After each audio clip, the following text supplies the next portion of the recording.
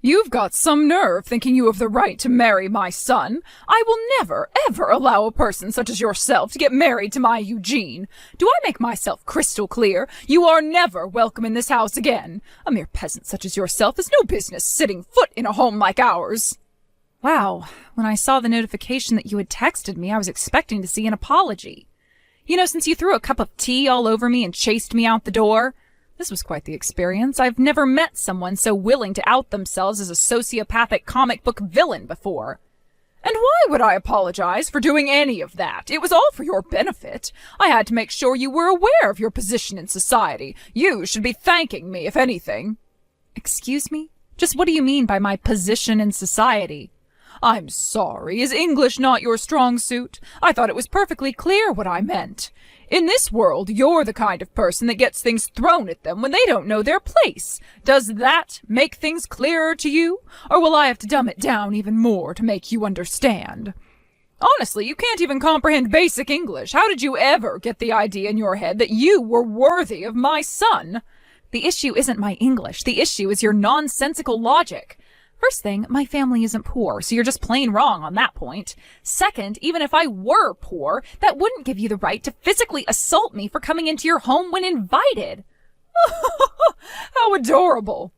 A person who went to nothing but public schools all the way from elementary to high school thinks they aren't poor? Furthermore, not only was your father nothing but an ordinary salaried employee, but your mother worked. She had a job rather than being a housewife. If that isn't poor, then I have no idea what is. Yeah, we agree on that point. You have no idea what a poor family is. You think that makes a family poor? Are you serious? Oh, you silly, silly girl. Compared to our family, all of you commoners are poor. Men who make a respectable living don't need to ship their wives off to some factory to make ends meet. I quit my job the very day that I married my husband, and I haven't earned one single solitary cent ever since. My husband runs his own company. He's an elite executive. I can get anything I could possibly want in this world with just his income alone. Yeah, I have no doubt that you have a very comfortable lifestyle with your husband's income. He runs one of the biggest companies in the state, and I'm trying to remember what Eugene told me. How many houses do you guys own? Was it 4 or 5? 4? What do you think I am, lower middle class? We have 6 houses, thank you very much. We had 5 for some time, but we drove by a lovely little cottage a few weeks ago, so I had my husband buy it for me. My husband is absolutely wonderful to me. He buys me whatever I want. I'm sure that must be quite a shock, coming from a family who only owns a single run-down shack. Leaving the run-down jab aside for now, yes, we own one house, but seeing as my parents both worked, it was hard for us to go on any extended vacations together anyway. We could barely ever go camping overnight, much less go and stay in a second home for the weekend. I really don't understand how you peasants could live like that. Our family went on vacations whenever we felt like it. That's one of the benefits of inheriting a successful family business. Since you run the whole company, there's no need for you to ask for time off work. You simply take it. I've probably forgotten about more family vacations than a pauper like you has ever taken. How lovely for you. And my lifestyle didn't change one bit after marrying my husband. He's an incredibly talented businessman, one of the best in the country, I'd say. He managed to start up his own company, even without the financial assistance of my fabulously wealthy parents. Not only that, but he made it into a giant in the industry. Eugene inherited his genes, too. He's just as talented as his father. He took my grandparents' company and made it into an even more powerful enterprise. Trust me, I am very aware of what a hard-working and talented man Eugene is. Leading a well-established company like that at such a young age has to come with a ton of pressure. But he doesn't ever seem like the pressure bothers him at all. He just pushes on towards whatever goal he's working on and generating results, too. It's precisely that nature of his that makes me want to support him as his wife. Hold your tongue, peasant girl. I've tried so hard to get you to understand just how low your stature is, but you are bound and determined to avoid the plain truth. My family is descended from nobility, and our company has well over 100 years of history. My husband is one of the most successful businessmen in this state in a century, and my wonderful son is already a successful executive at his young age. Many of my relatives run their own companies as well. A lowly, impoverished girl like you has no business marrying into a family like mine. I order you to break up with my son immediately. Well, Katrina, you've made your opposition to our marriage very clear. I also know that your reason for opposing our marriage is because I'm apparently not wealthy enough for your standards. Yes, and that's a perfectly valid reason. Marriages are supposed to take place between people who are of the same caliber.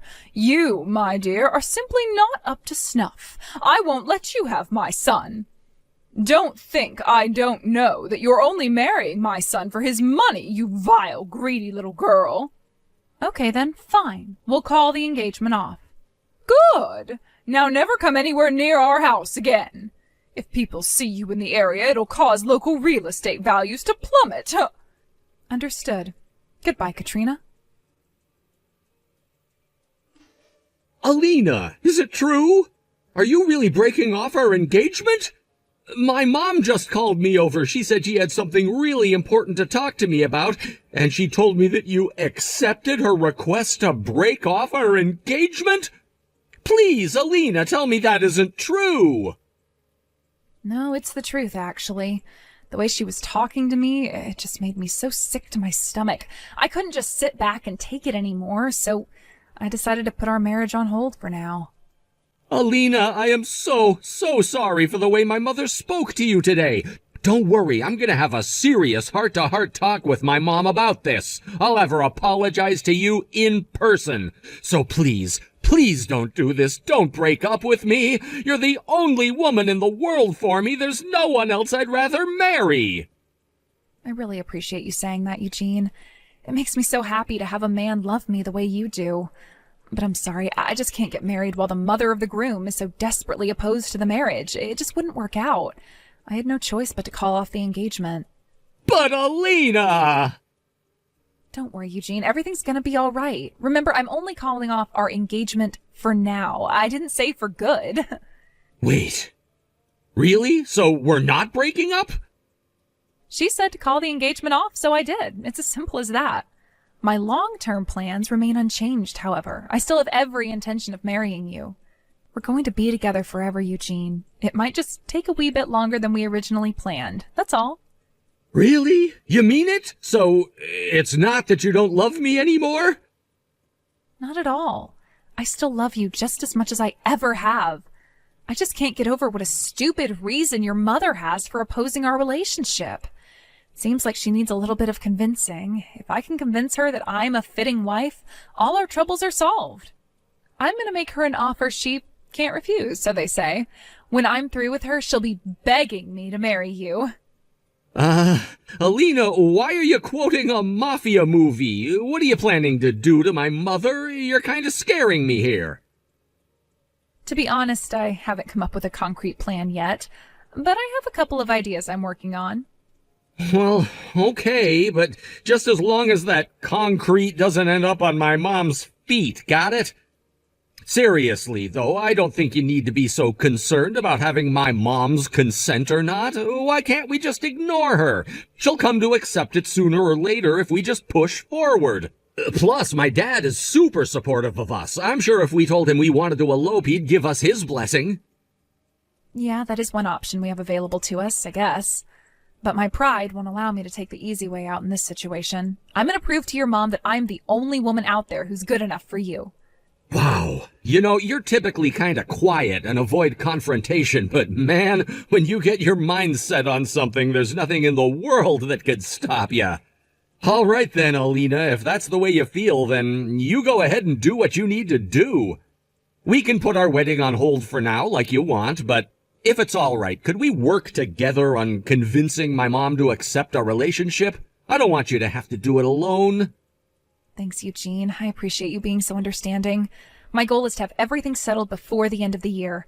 Do you think you could handle waiting until then? Well, I've heard everything from Eugene, Alina. I see you've finally given up on your ridiculous attempt to marry my son. Oh, don't get me wrong, I haven't given up on Eugene by a long shot. We're only breaking off our engagement. Technically, you could say that we've broken up, but I still have every intention to marry Eugene. And here I was thinking you finally saw reason. What a silly little girl you are. You peasant types never know when to quit, do you? It's embarrassing to watch. Every single word you say makes me more and more confident I was right about you, Alina. You're not up to snuff to marry into this family. Speaking of which, I had something I wanted to ask you about. When you say I'm not up to snuff, what does that mean specifically? What would you consider being up to snuff? What? It's clear that this is a subjective judgment by you, so I'd like you to clarify what you mean by that. More specifically, what would I have to do in order to get you to accept me as a suitable wife for Eugene? I'm very much in love with Eugene, and I'm willing to do whatever it takes for you to approve of me. So what about me isn't up to snuff? What would I have to do to become up to snuff? I don't see why I should have to explain myself to the likes of you, but since you're being so obnoxiously persistent, I'll humor you. I'm talking about money, you dolt. If you don't have at least a similar net worth to ours, then there's no way I could ever consider you as up to snuff for my Eugene. Ah, I see. So let me see if I have this correct. You're saying that I need to have as much money as your family does, right? Isn't that what I just told you? Yes. If you had as much money as my family does, then I would accept your relationship. Not that a pathetic little peasant girl like yourself could ever do that. It would take you 1,000 years, maybe even 10,000. You really think it would take that long? Oh, no. Are you going to tell me that you're going to go right now and start saving up money until you have as much as my family does? You must have dropped out of high school or something. Basic math skills would tell you that's impossible. You could save $1,000 a month every month for the rest of your life, and it still wouldn't be enough, you idiot. It's clear to me now why you thought you deserved to marry my Eugene. You're not living in reality. You're living in some peasant fantasy world. Huh? Did you forget what I told you before? I come from a line of successful entrepreneurs. He's retired now, but my grandfather ran the family business he inherited from his father. Eugene now runs that company, and he's grown our family's wealth and influence to a far greater level than it ever has been. My husband is a successful businessman in his own right. He built his own company from the ground up, and it's now one of the most successful companies in the area. When you add up our real estate and other liquid assets, our net worth is positively astronomical, something the likes of you could never possibly comprehend. I would make a conservative estimate of our total net worth at around 50 million. 50 million, huh? I see. You're right, that is quite a lot of money. It definitely would be difficult to build up that kind of wealth from scratch. Do you see now, peasant girl? Are you finally prepared to give up on marrying Eugene? No matter how hard you work, no matter how hard you save, no matter what you do, there is no possible way that you will ever end up being up to snuff for this family. Now, go and marry some poor man who's just as poor as you are. You'll find plenty of them downtown on the street, living in cardboard boxes. Nah, no thanks. I'm gonna go ahead and marry Eugene.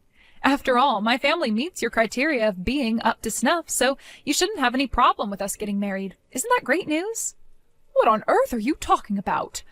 I give up. I surrender. You are totally hopeless. Even after all this time, you still think your pathetic, impoverished family is worthy of associating with mine. You said we'd need to have a net worth of 50 million, right? We've got plenty more than that. I was actually kind of surprised you set your standards so low, to be honest. I had no idea you'd be so reasonable. Now that that's settled, Eugene and I can go back to preparing for our wedding. Are you out of your mind? Do you have any idea how much money 50 million is? If you make 1,000 a day, it would take you over 100 years to save that much. There's no way a family as poor as yours could ever have that much money. It's mathematically impossible. What are you going to try and tell me now? Have you just been pretending to be a poor family, and the truth is that you're actually fabulously wealthy? Yeah, actually we are. My family may not live too extravagantly, but the truth is we are quite wealthy. You said you were descended from nobility, isn't that right? Me too. I have royal blood. Wait, you have royal blood? What do you mean? It's surprising to hear, huh? Imagine how I felt the first time my parents told me about it. They sat me down one day when I was old enough to understand and broke the news to me. I didn't even believe them at first. I started laughing. I thought it was all some kind of prank. I I don't believe that story either. That's all a lot of nonsense. Clearly your parents are just lying to you to make you feel better about being in abject poverty. I mean, think about it, Alina. If your family were really royalty, why on earth would you be living in a place like this? I can't believe you actually took such a ridiculous story seriously.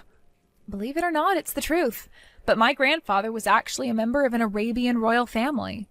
And as for why we're living here, we moved over here when my grandpa died, before I was born. Are you being serious right now?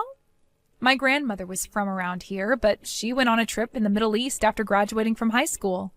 While she was there, my grandpa saw her while he was out on the town disguised as a commoner to get away from their mansion for a while and instantly fell in love with her. So, yeah, he went up and talked to her, and long story short, my grandma became a princess. A princess? To be fair, it's not like she was the only princess. My grandpa wasn't even in line to inherit the throne, so she was never going to be the queen or anything. But being royalty, they had enough money to live wherever they wanted, however they wanted, with no issues. Their happiness was short-lived, though. Shortly after their son, my dad, was born, my grandpa passed away in a tragic accident. So my grandma had a discussion with the rest of the royal family about what to do, and in the end, they all agreed that it would be for the best for my grandma to move back here with my dad. They made a deal with her. In exchange for inheriting all of her husband's share of their family's assets, she would renounce her and my dad's royal status. They obviously didn't want some distant relatives coming around in the future all of a sudden making a claim to the throne, you see. That sounds like something out of a movie. Needless to say, the money that she inherited was more than enough for her to raise my dad by herself. She also invested that money well, and so her fortune just kept growing and growing and growing. And as a result of that, my family's estate is just about as big as yours is. I don't believe this. It can't be true. If you really had that much money, you'd surely be living a much more luxurious lifestyle than you are now. Your house, your clothes, your car, everything you own is so painfully middle class. Yeah, that's true. I don't know. I guess my family just never really had much of a taste for luxury. Plus, the only reason we had all that money was because my grandma married into royalty. It seemed like it would be disrespectful to my grandpa's memory if we just went and squandered it all on expensive junk. But you, on the other hand, are one incredible person, Katrina. All your family's money is from the hard work of your grandparents, your parents, your husband, and your son. You haven't worked a day in your life, have you? But you have absolutely no problem lording your family's wealth over other people despite doing nothing at all to contribute to it. That's incredible. What did you just say? Are you trying to insult me, Alina? Insult you? Oh, perish the thought. I'd never dream of insulting you. I'm just impressed with how uninhibited you are, that's all. If it were me, I'd never be able to act like you do. I'd be way too ashamed. But you don't seem like it bothers you at all. That's incredible. You are insulting me, aren't you? In any case, everything I've just said is true. So my family meets your criteria. We have just as much, if not more, money to our names as your family does. So what do you say to that, Katrina? Is my family up to snuff? Do you still object to me and Eugene getting married? Oh, that. Well, If you don't believe me yet, that's fine. I can prove everything if you want me to. I can go and get some bank statements showing a detailed breakdown of my family's assets. My grandma can show you the pictures from their wedding with the whole royal family together, too. You should see her dress. It was gorgeous. Oh, wait, that's right. You told me that I was never welcome at your house again because my presence might lower neighborhood real estate values. How about I give all the documents to Eugene and have him bring them to you? Would you prefer doing it that way? Anyway, I'm going to go and get everything ready. I'll let Eugene know when I'm done. I can't believe it. You were telling the truth. You really are descended from royalty. Oh, and your grandmother's dress really was gorgeous. I'd love to wear a dress like that. And all the bank documentation checked out, so you really are just as wealthy as we are. I admit that now. Well, thank you very much for believing me, Katrina. Can I take this to mean that you now no longer have any objections to Eugene and I getting married? Is that right? Of course. Go right ahead, dear. Now that I know the truth, I don't have any more reason to oppose your relationship. Quite the contrary, I'd be thrilled for my son to marry a woman of such high stature as yourself. We would love to welcome you into our family as a daughter-in-law. Isn't that generous of you? Oh, do listen, though, dear. The truth is, on the inside, I've always been completely supportive of your relationship. Really, all I've ever wanted was for my darling son to marry the woman he loved, and for the two of you to live happily ever after. It's just that, well, you understand, don't you? I had to consider the social standing of my family. I had no choice but to object. It's not that I wanted to get in between you two. I wished that there was some way you could be together. I'm sorry for calling you things like poor, peasant, pauper, impoverished, middle class, idiot, dolt, and, well, all the other nasty things I said to you. I never meant a single word of it, Alina. You understand that, don't you? Wow, this is quite a change of heart for you. It's almost like I'm speaking to a completely different person. I can say the same about you. Now that I know the truth, I wouldn't want Eugene to marry any woman in the world except you. I'm so glad that you'll finally be able to get married. Ever since the day you walked into our house, I thought that the two of you were so perfect for each other.